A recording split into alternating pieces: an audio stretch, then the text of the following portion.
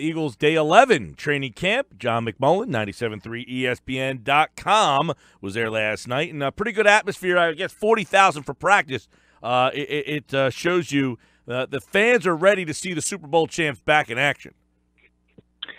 Yeah, they are. A very raucous crowd. They've been doing these for a while. I remember we were talking last year when people weren't very high on this team, and I think there was 27,000. So there's always a lot of interest. I was actually expecting a little bit more, but 40,000 is pretty impressive for an open practice. There are other teams. Atlanta just drew 60. Green Bay draws 64 every year. So I don't know why people enjoy going to watch practices, but they enjoy it. Wait, did you say Atlanta drew over 60? Yeah. Wow. They had an open practice that drew 60,000. Packers have the Packers are obviously one of the most storied franchises. They've been doing open practices that draw, like I said, over 60 for years and years and years. Let's dive into some of the news over the weekend. The Eagles locking up Doug Peterson and Howie Roseman through 2022. Not a huge surprise on the Peterson and Roseman. I mean, there was some buzz that this was going to happen anyway, but this is a group that obviously they feel very strongly about, and they finally get that done. And as you wrote, there's one more name that they probably need to go after to lock up to make this thing, continue this this path that they're on. Yeah, I don't think it's going to get done for a number of reasons, and that's Joe Douglas, who's the other key aspect to this, the personnel chief of the Eagles. And he's got GM aspirations, and it's similar to really the situation when John DeFilippo was here. I think, he's got ambition. Houston wanted to interview him this offseason about their GM job. The Eagles had him under contract, were able to block it, just as they did when the New York Jets were looking at Flip a couple of years ago to be the offensive coordinator. So he's probably not going to want to sign an extension because he realizes the Eagles like him. It's not an issue. They certainly want him around. But he also wants to be able to look around if there is a good situation for him.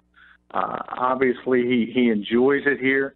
He loves the organization. I don't think he would leave for any GM job. I think it would have to be a right situation.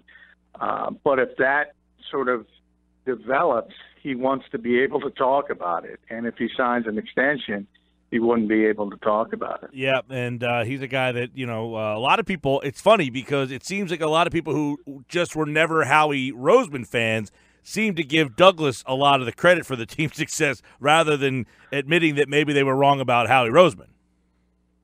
Yeah, that's not fair. I mean, like you said, people want to spin it. Bottom line is Howie Roseman's in charge of this team. He makes the final decisions. He built the roster. He hired Joe Douglas. So you can't have it both ways. I mean, that's just the nature of this business. Anybody who's in charge of the football operations has employees. They don't do everything themselves. So part of making a successful executive, and remember, Howie was executive of the year from both Pro Football Writers and the Sporting News. So he's very well respected for what he did. You have to give him credit for putting together what he's put together. And he's been tremendous. We've talked about it a lot since his sort of exile and return. He's learned a lot, and he's made all the right moves to turn this into a Super Bowl team very, very quickly. John, we know that Carson Wentz has been kind of scaled back. Nick Foles has been dealing with some soreness as well, so we get a chance to get a up-close and personal look at Nate Sudfeld. Yeah, I knew it was coming. Coined the phrase Summer of Sudfeld. That's what you're going to see. You're going to see a lot of Nate Sudfeld and some Joe Callahan. I don't think you're going to see any Carson Wentz in the preseason. Very, very little Nick Foles as well. And he came down with some upper body soreness. So I think that raised a few eyebrows because some people are concerned. Remember, he had an elbow issue last year in the preseason. could be a shoulder, could be a number of different things. We don't know exactly yet. But I think it's just being cautious. I mean, they don't want, and this is the entire NFL. I've talked about it a lot, not just the Eagles. Zach Ertz has been out for 3 consecutive practices. Nothing serious. Mike Wallace dealing with tendonitis. Any little tweak, and they're not going to play, because the goal in today's NFL is to get to week 1 as healthy as possible. Speaking of which, you mentioned the health of Zach Ertz. He's missed 3 consecutive practice, and I guess that gives Dallas Goedert a chance to get more reps and more excitement for the coaching staff to implement him more into the offense. I mean, if you're saying, hey, Ertz has been sitting on the sideline and this guy's out there running and impressing, I guess it's just another way to say, man, we've got to figure out more ways to get this guy on the field. Yeah, he's caught a lot of touchdown passes in practice. He's just a real rangy guy who's a tremendous receiver as a tight end. I think the issue with him and the importance of the preseason, the Eagles are going to gauge just how far along he is as the blocker. Because he's a 6'6" guy, he's 260. He's going to play in line at times. He has to. No Brent Selleck anymore. Richard Rodgers, he's been out of practice as well. He'll be on this team, but he's not a great blocker. So Zach is obviously, that's not his forte. The game's changing. There's more spread offenses, but you do need a tight end occasionally to line up and block somebody. And the Eagles got to find out who that's going to be. And Dallas obviously wasn't asked to do a lot of it in college, but he has the frame to do it. So I think they're going to be taking a look at him in line and seeing how he handles that part of it. I know Mike Wallace has been wearing some ice on the knee there. He was he left practice early yesterday. He was out today. Shelton Gibson was back. I'm interested, though, to get a little deeper into that wide receiver battle, because you mentioned this is the deepest crew they probably have had that I can remember. How many of these guys legitimately are going to make this team? Well, I think if you think about them, they'll probably keep 4 running backs and 6 receivers. Last year they had 5 running backs. I don't know if they're going to do that again. A lot depends on – we always talk about roster building. It's not only about, for instance, 2018. People just kind of do it in a micro level and don't think about 2019. But if you think about 2019 at running back, for instance, well, Darren Sproles is not going to be here. Jay Ajayi most likely is not going to be here. So all of a sudden, you start projecting down the line. That bodes well for people like Donnell Pumphrey, and maybe if Matt Jones can get back healthy and show something in the preseason, or even an undrafted guy like Josh Adams, you have to think about down the line as well.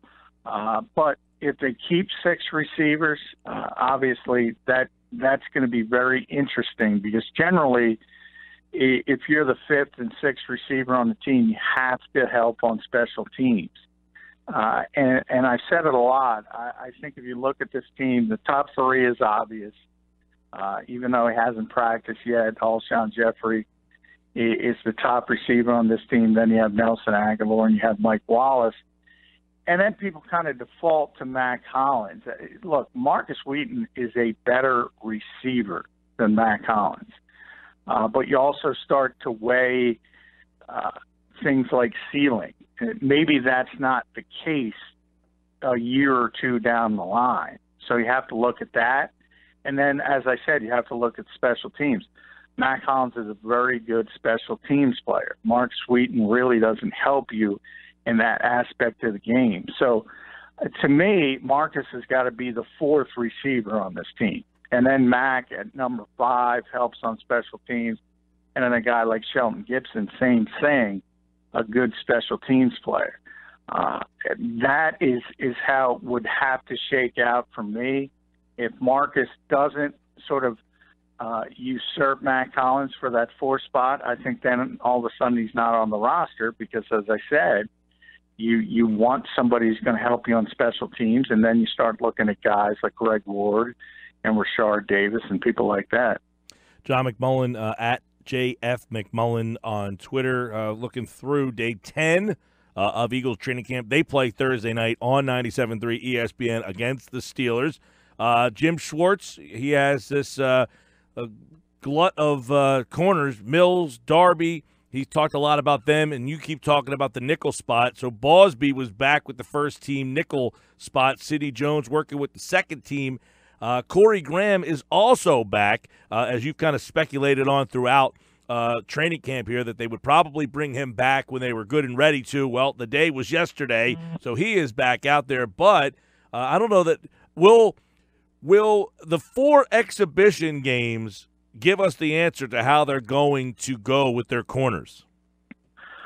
Well, I mean, we certainly know who's going to be on the team most likely, and you mentioned that. I mean, Jim talked really, really highly about Jalen Mills and Ronald Darby today. We know how high this team is on Sidney Jones as a whole. Rasul's a key part of this team. And then you have a rookie like Avonte Maddox they want to keep around, and Devontae Bosby, who was making a run at a roster spot. So you kind of know who's going to be on the team, but you don't know where the pieces fit because, as I said, everybody's an outside corner. Even Maddox, who looks like a slot corner, played outside at Pittsburgh. He's not comfortable in the slot. Ultimately, the Eagles want him to be a slot corner for obvious reasons, but you got to get him there. And if you go all the way back to the days of when Chip Kelly was here, the break glass in case of emergency situation, if you don't find a nickel cornerback, Malcolm Jenkins plays nickel. And he plays it effectively, and he plays it very well. But you needed that third safety to do that. Now they have the third safety. Corey's back. So now Jim Schwartz is sleeping far more soundly at night because if Bosby can't handle the nickel spot, if Jones can't handle it, he can always put him out. He doesn't have to worry because Corey Graham is a very, very important part of this. So generally when you talk about 12th-year safeties who are 33 years old, there's not a lot of positive to say. But Corey Graham is very, very important to this team. And you see it because – look, it was always, he admitted, it was always the Eagles. He was never going to play for another team. And he had a wink-wink deal. He didn't want to come in for the start of camp. He didn't want to deal with all that. And if you go back to last year, he signed on August 3rd, guys. This year he signed on August 5th. Same exact thing. Mm-hmm. So they were just waiting and giving him a couple weeks off, and that's the time he needs to ramp up. So this team is much better with Corey Graham than without him. John, you also have the linebacking thing, and you wrote about Camus over the weekend about, he looks bigger. He looks like we talked about him on Friday, but as you wrote today, Nate Gerry is another guy who is getting a lot of looks at the weak side linebacker. Now, are they getting him prepared to maybe be the guy to start opening night with Nigel Bradham not being available?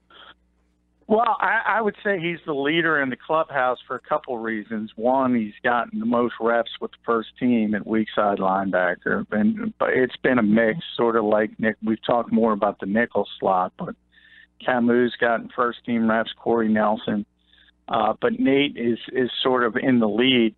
And when the Eagles went to dime today and only had one linebacker on the field, it was very, very interesting because that one linebacker was Nate Gerry. And, he's a former safety.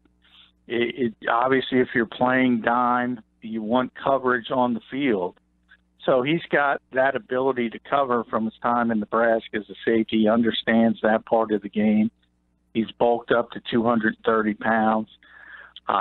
So the Eagles like him, and I would say it's not a final decision by any stretch of the imagination, but right now he's sort of the leader in the clubhouse. But we all know anybody who likes golf, you can implode on the back nine, and the preseason looms, and guys like Camus and Corey Nelson will have an opportunity to get back in that conversation. Hey, earlier you mentioned that you thought the Eagles would keep 4 running backs. Is that including Matt Jones, or is that Donnell Pumphrey? No, I think Donnell's going to make the team for the exact reason I was talking about 2019 more than 2018. What about and you got Ajayi, Clement, Sproles, those 3, right? And then Donnell would be my number 4, more so because I think they're thinking about Smallwood's the other guy that I'm forgetting about. Yeah. Now Wendell, a lot of people forget about Wendell. A lot of people write him off, but I will say that he's on a lot of important special teams units, and he's with the first team. So that's a positive sign for him to be on this 53-man roster. Question is, as I said, do you want to keep 5 backs or 6 receivers? To me, the Eagles are deeper at wide receiver. They have better players at receiver. So I would go with 6 at wide receiver and 4 at running back. And the second part of it is the practice squad comes into it as well. I think they're going to have Josh Adams on the practice squad. I think he's a pretty good prospect for down the road. And as I said, down the road means no Sproles and no Ajayi next year. And all of a sudden, you plug in the big back, Josh Adams, for Ajayi, and you plug in the third down back, Donnell Pumphrey, for Darren Sproles. That's the way I think the Eagles are going to think this thing through. That's interesting. You know, they got a lot of talent there with those guys and some tough decisions to make. That's just at the running back spot. And then you mentioned, as well, Zach Ertz, Dallas Goedert, Richard Rodgers, Josh Perkins made a play today. Billy Brown's a guy they like. I mean, all 3 of the skill position spots for the Eagles' offense. They've got some tough decisions to make. And, I know Kamar Aiken's another player that maybe people aren't really familiar with at wideout. He had a play today. He was a guy that at one time had some promise. So there's a lot of talent that are going to get cut from this team. Yeah, a guy like Kamar, you don't even think about it. I mean, partially I explained on the show when they signed him. I think part of it is that Alshon is not practicing, not able to practice, and you want that type of receiver to sort of replicate what you normally do. And Kamar's a very lengthy receiver, very big receiver like Alshon Jeffrey. So part of it is that. But he's in the same equation, as I mentioned, with Marcus Wheaton.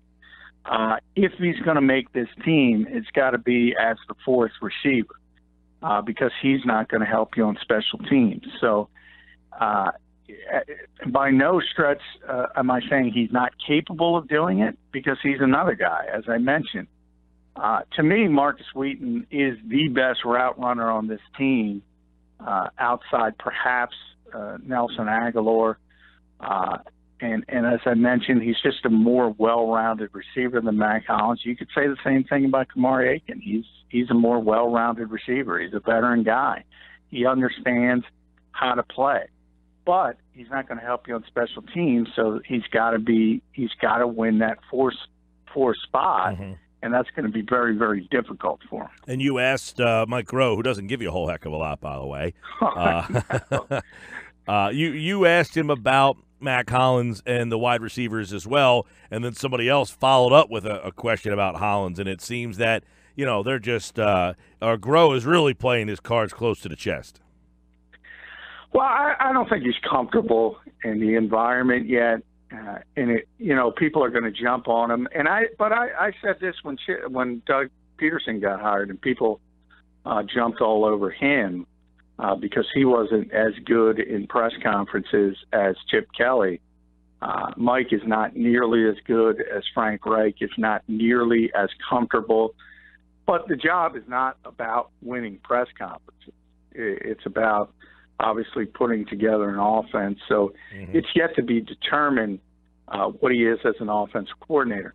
What I will say, and I say this to every coach, and I when we get to talk to him off the record, I just think it makes it easier for them if they offer and bring something to the table as far as the media goes, simply because if things do go bad, you get the benefit of the doubt. If you play things close to the vest and things go bad, you're going to get piled on very, very quickly. I always remember Joe Torre, the famous baseball manager who won all those World Series with the Yankees. Always used to say he would learn everybody's name, no matter who asked him a question, and he would use their names.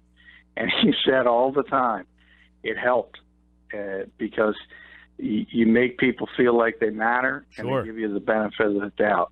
I don't know if Mike Rowe has figured that part of it out yet, but in the large scheme of things, again, if he's a good offensive coordinator, that kind of stuff's not going to matter.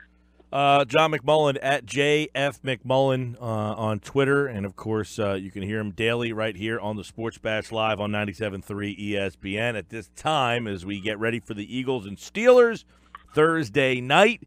And you can hear that game on 97.3 ESPN.